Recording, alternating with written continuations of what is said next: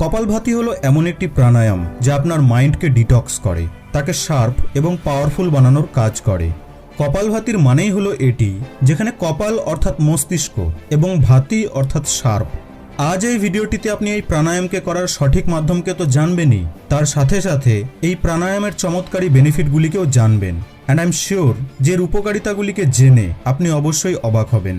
So let's begin. তো প্রশ্ন হলো যে এই প্রাণায়ামকে করতে হয় কিভাবে।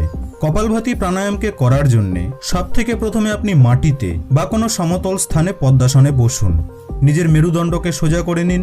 এবার নিজের দুটি হাতকে দুই হাঁটুর উপরে রাখুন। এবার দ্রুত শ্বাস নিন। শ্বাস নেওয়ার সময় হয় কি, অক্সিজেন লাংসে যাওয়ার কারণে আমাদের বুক এবং পেট কিছুটা ফুলে যায়।